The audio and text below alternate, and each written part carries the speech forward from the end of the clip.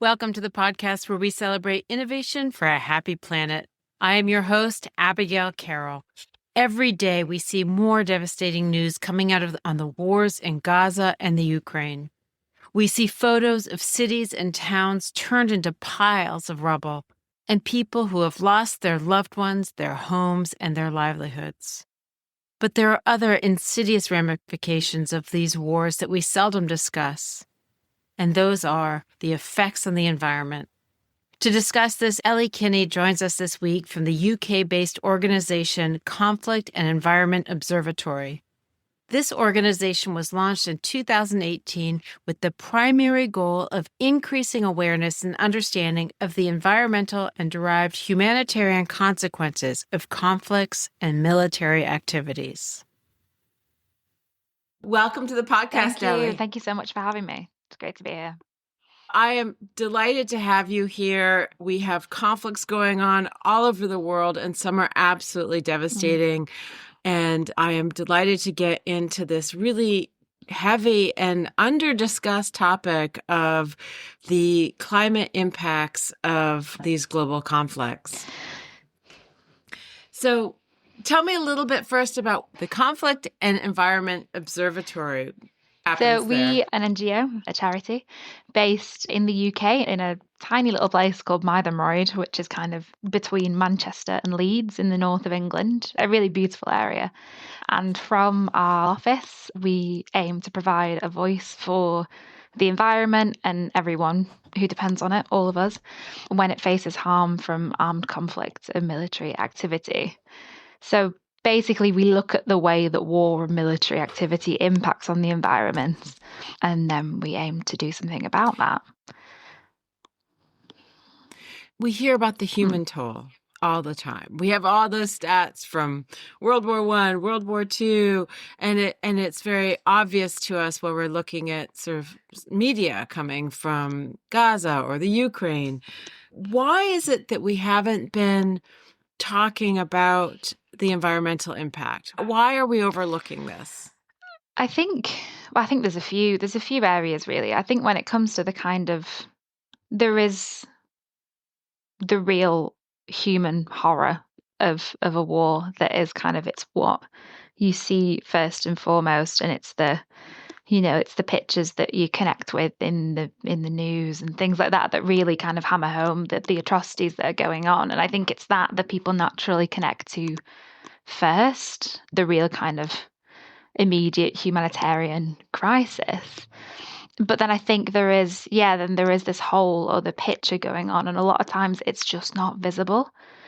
And I think part of that, something being less visible, makes it harder for people to connect with and to kind of think about it. And if anything, the environmental damage that is more visible, I think, gets more attention. For example, like if you have huge fires from wars, that's the kind of stuff that you might think of a bit more obviously. Whereas something like greenhouse gas emissions, it's not particularly visible. You're not really thinking about it, but it's very much part of the impact of a war. And if anything, it really just adds to this long-term humanitarian impact when you have these lasting impacts to the environment and to the climate. For sure. So how do you measure this? So when we think about the environmental impacts more directly, I have a team of hugely intelligent colleagues of mine who are able to monitor the environmental impact of conflicts from our office in Mytholmroyd or from wherever they live. They can use open source intelligence, satellite imagery, remote sensing technologies. There's all sorts of very clever things that they do that mean that they can monitor the environmental impact of a war from wherever they are. So that's kind of the conflict monitoring side of stuff from an environmental perspective. And then from, I guess, like a climate angle, it's trickier. So because there is, the kind of core fundamental thing that we struggle with is the fact that there is very little information out there about military and conflict emissions. In terms of military emissions, this is an issue kind of dates back to when the Kyoto Protocol was being developed, the US lobbied for military emissions to be exempt from reporting and successfully got that, which meant that we're always on the right side of these issues, somewhere right? the US is lurking. Yeah, so then that when fast forward a little bit to the Paris Agreement, and this wording changes from exempt to voluntary. So governments can, if they want to, give information, report their military greenhouse gas emissions. But we know but then that adds up to that's added to their general greenhouse emissions, and then of course that could put them over the line, or that could make them non-compliant. exactly. So why would they And do that?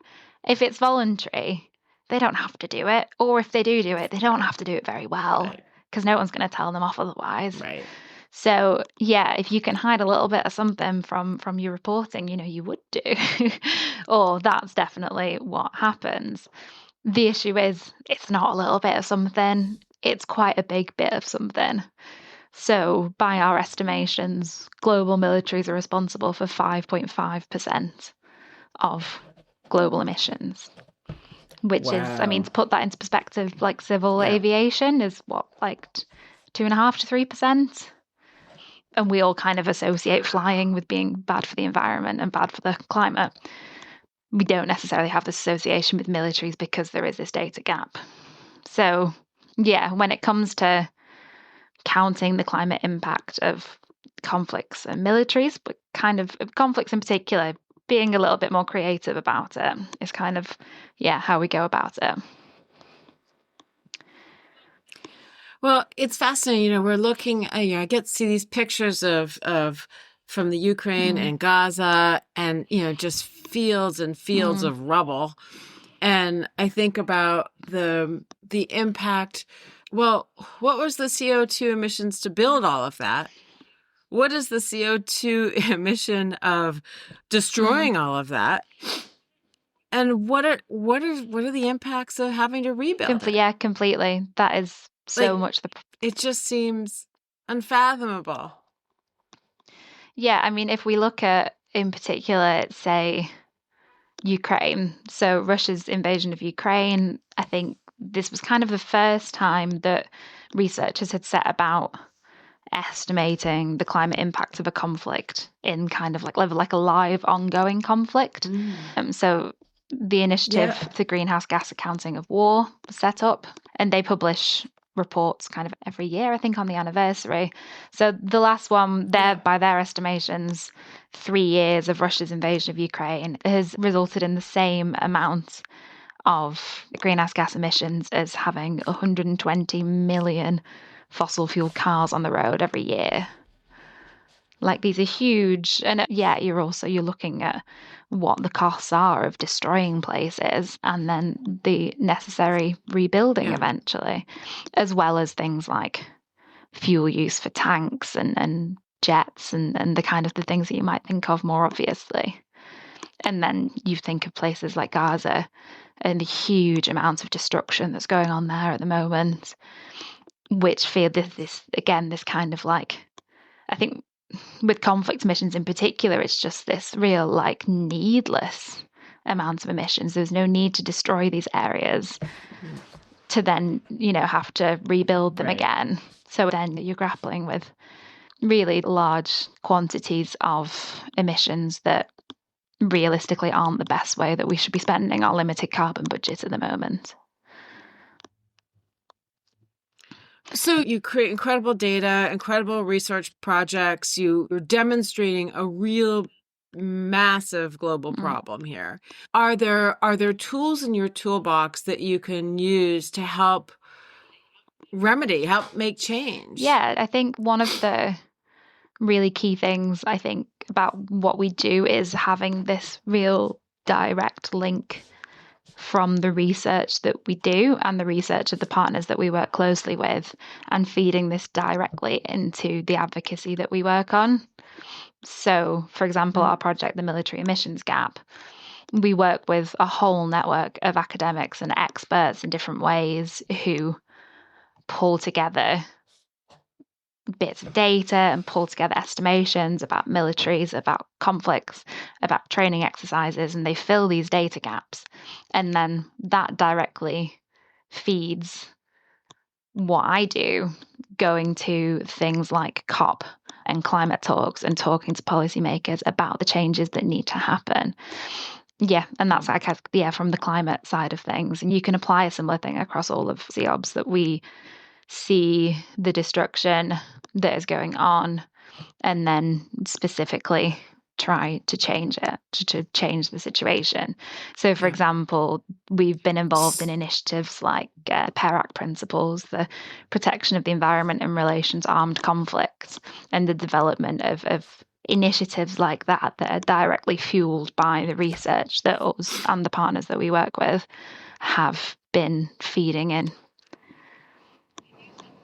Can you tell me a little bit more about that? What's it called? The PERAC principles, the protection of the environment in relation to armed conflict. Just basically a set of principles which aim to change the conduct of wars in relation to how militaries operate during wartime in a way that doesn't necessarily need to be as destructive to the environment as it currently is.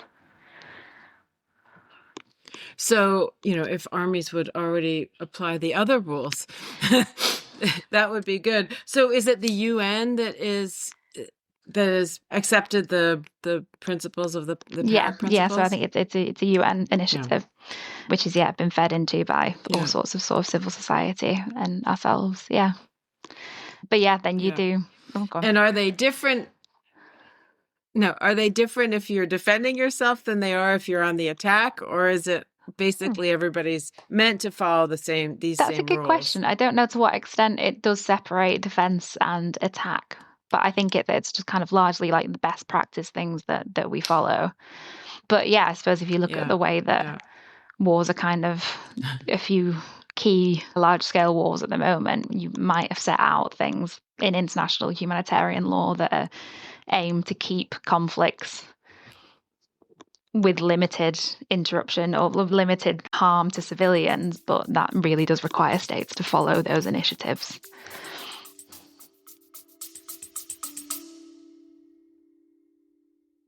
For a blue economy to thrive, people need to use more sustainable products. But which products? And will consumers actually adopt them? Innovators like you are hustling to figure this out. Spark number 9 can tell you if there's demand for your product. Spark markets your product before it's built using online advertising so you launch smarter. Have a big idea? Vet it with Spark before you build.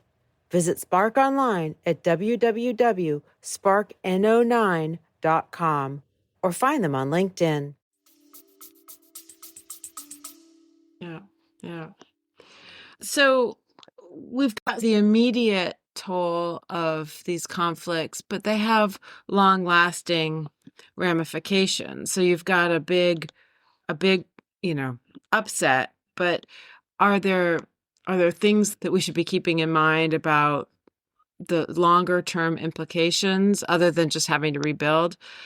The longer-term environmental implications of a conflict like Gaza or the Ukraine? Yeah, I think part of the kind of research we gather and others who work on this sort of thing is really key in being able to facilitate, environmental remediation and facilitate kind of what happens next. Environmental damage doesn't stop the second that the fighting stops. There are, like you say, lasting implications.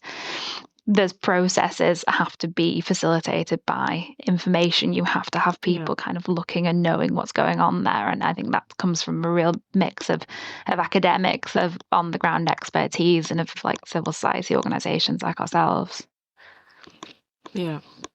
And then there's sort of the problem of we've got the buildings and everything fall apart, but there's a real toll on just the destruction of wildlife and ecosystems. Yeah, massively. I think habitats that get destroyed during wartime, the way that habitats are changing because of climate damage, there's a whole chain of events, and it's the things that aren't always necessarily that visible to us.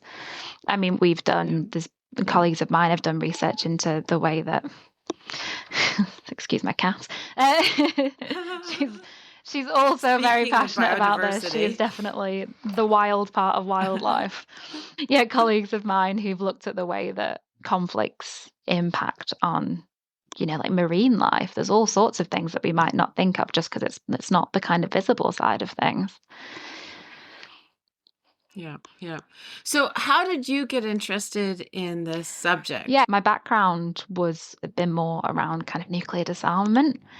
When I was a student, I was kind of just began thinking about, nuclear disarmament. I've been thinking about the fact that, so based in the UK, we are one of the very few countries in the UK that in the world that have nuclear weapons, and kind of it's that thing you start to pull at a thread and you start to challenge policies like that, and you kind of just feel like it doesn't really hold up against the ethics and the morals that we claim to have as a country.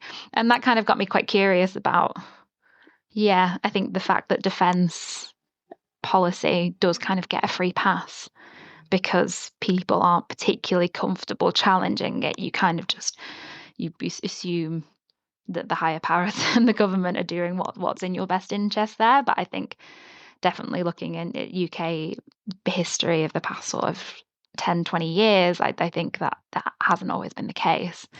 And I think it's that kind of military exceptionalism that lends itself to situations like we're in now, where militaries do not have to report their emissions. And as a result, you kind of have this whole sector operating kind of untracked, whilst in theory, other sectors are really trying to, push forward decarbonisation. Climate action is seen as a global thing, but yet you have this sector that's just doing its own thing. And I think it's important that we're able to kind of question and challenge, and that's how we make change. So how long has this organization been around? So the Conflicts Environment Observatory was set up around 2017, 2018. So we are relatively new, but we are kind of built on projects before us, like the Toxic Remnants of War project and things like that. So it's not an entirely new area, but it's definitely a kind of really increasingly snowballing area. I think the invasion of Ukraine in particular marked a real milestone in the way that people started thinking and talking about the environmental and climate impacts of wars. And then that has, I think, set a precedent for how we talk about other conflicts. That we do take these factors into consideration. Still, maybe not as much as we should, but still way more than we did for other conflicts.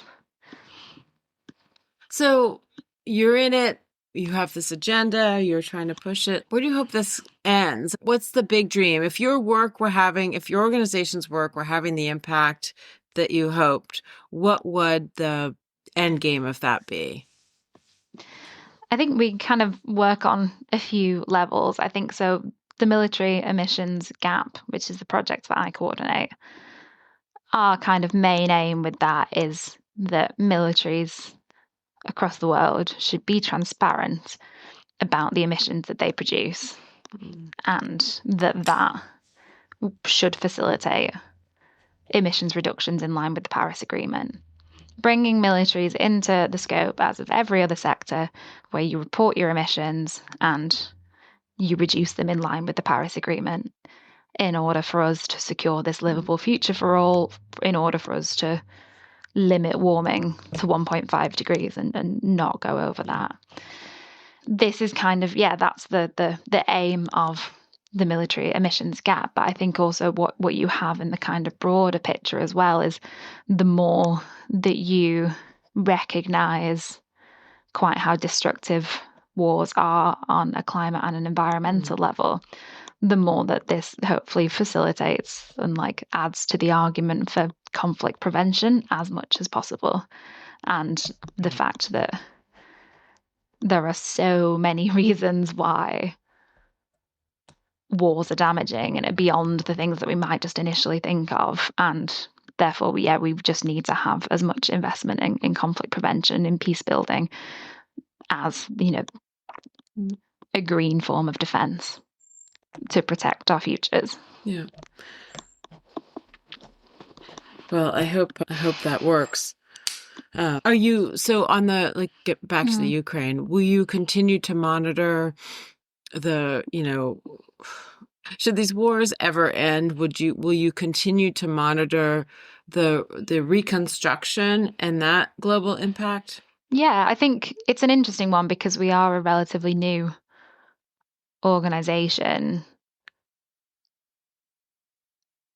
and the invasion of Ukraine is kind of the first sort of time that we seem to be following a war throughout its entirety. That for us, it's where are we useful at what point? It's how are we supporting this process of gathering information that's necessary. So I think for as long as that information continues to be useful to facilitate green recovery in Ukraine, then I will continue to be here doing that kind of thing. It doesn't stop with Ukraine. Every war looks different and has different impacts. We don't have the. I'm just wondering if it's like, we would aim in an ideal world where, I mean, we're a small team, we're a small organization. In an ideal world, we would have the resources to be able to do this with every, lots of different conflicts and the different forms that they take. Yeah. So we'll see to what extent we become a huge organization and take over the world. We'll see. Well, I certainly hope that's true. But I feel like it kind of rings home that maybe part of reconstruction is rewilding. It's like reforestation. Like there are so many different parts of, just looking at it through the lens of climate and the environment just makes it so clear, not just the devastation, but the other actions that really need to be taken to restore this. Yeah, definitely. And I think there are examples where conflicts have led to land being used for purposes that are more damaging to the environment than they may have been before, where land that maybe previously had been kind of agricultural or something like that then gets turned into other things. And I think there's a lot that you have to be careful with around that. And there is, I think it's a long-term process of managing the environment and after a conflict. If you think of, for example, to use Ukraine again, but there's lots of different countries where this is applicable, the presence of landmines and unexploded ordnance after conflict and the way that impacts communities. And it's an environmental risk that has a real human risk. So things like that, and the amount of Ukraine that's mined, but similarly across lots of other conflicts where you've had that real lasting impact. Right. And you're probably not going to use that land for agricultural purposes if there's hidden landmines. So then it's a matter of, I know in Ukraine at the moment, there's a lot of talk of how you clear, because Ukraine had such an agricultural based economy, how you clear landmines, effectively to then be able to return that land back to the communities. And that kind of process is really important, but it's also really important that we do that in a way that is protecting of the environment and the climate. Yeah. I mean, that would be the ideal, wouldn't it? But I think this is the importance of working within multilateral processes. Like I work on COP and the UN Framework Convention on Climate Change, and different colleagues work on the UN General Assembly, and it's important that I think that the kind of the presence of people like Putin and other current warmongers around Netanyahu, the importance of really bolstering multilateral systems and really kind of bolstering these international norms is so crucial. To ensure these are anomalies rather than the norm. I mean, can you have an eco-friendly war? I think wars are inherently destructive. They will always be destructive, and there will never be such a thing as an eco-friendly war. But there are definitely things that you can do within wars that limit the destruction, both to people and to the environment. I think if you look at things like the OEPA declaration, the Explosive Weapons in Populated Areas declaration, you can you see that it does what it says on the tin. It's a bad idea to use explosive weapons in populated areas because of the damage, the risk to civilians, but also on an environmental level. And you have these kind of declarations and treaties that have been brought in through UN systems, kind of disarmament treaties, whether that's cluster munitions and things like that, where we have stopped or reduced using things because we know that they come at a greater risk to people or to the environment. And there are those kind of processes that can and should continue to go. We can change the conduct of wars to make it slightly better. Well, better is the wrong word. It's potentially less damaging to people and the environment, but with the huge kind of overarching theme that the best case scenario for people and environment is less wars and more investment in peace building and conflict prevention and diplomacy. Sure. But if we can at least hold people accountable to the emissions, that's maybe a start. And that's a whole other question of accountability, of what happens now that we are starting to talk about the environmental impacts within the context of war. You have, in the same way that there are legal frameworks around war crimes on a kind of personal level, what does that look like in the future? From an environmental perspective, we have people talking about ecocide in the context of war and that kind of thing. And what does that look like legally moving forward is a big question. They have to plant a lot of trees. I think we might need more than that. Maybe that's the punishment. Might need more than a few trees for some of these, I think. But there are big questions of accountability and big questions of reparations and things like that. And what's the next step? There's a lot of big questions to grapple with. Well, it is, because it's happening over there. But as we know, what happens across the planet impacts everybody. So we all suffer. Yeah, definitely. Rampage. I mean, Russian invasion of Ukraine, in it, the emissions will be felt by small island states and rising sea levels. Like these things are all connected. Right. Of course. Well, that's fascinating. Well, are you optimistic about the planet just generally with respect to climate change? I think it's a yes and no answer. I think we know what to do. Scientists know what to do. The paths are there. The IPCC has laid out the path of what needs to happen. What is important now is that we do it. I think, which feels much easier said than done. I think things like diplomacy and countries coming together to work through these problems has reverberating benefits if we're able to pull together around climate change at a point when multilateralism kind of seems to be struggling. It goes to show what kind of intergovernmental coordination we're able to do, and that kind of would make me optimistic about the future. But I think importantly, I am also just really optimistic about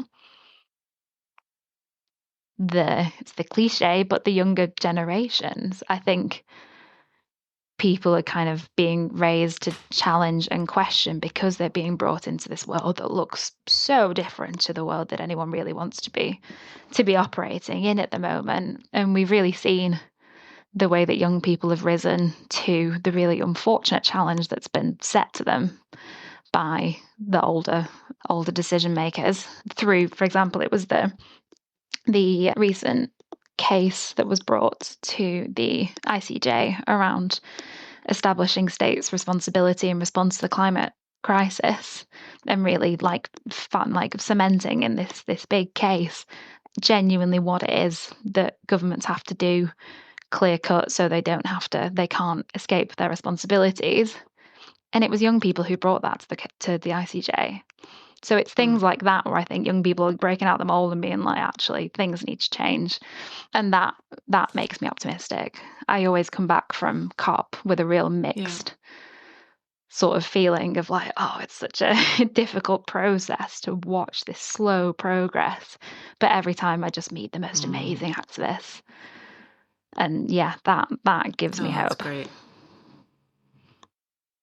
Well, that's wonderful. And you can't fix a problem unless you identify it. So you're at least getting the word out there, and then hopefully it will become part of our generalized thinking about war and the environment. Thank you so much, Ellie, for coming on this podcast. It's such an important subject, and I know that listeners are going to be really interested to hear what you've had to say. Thank you so much for having me. And thank you for Thank that you good so work. much. And yeah, if anyone does want to hear more about what we do, they can follow the Military Emissions Gap Project or the Conflict Environment Observatory. Wonderful.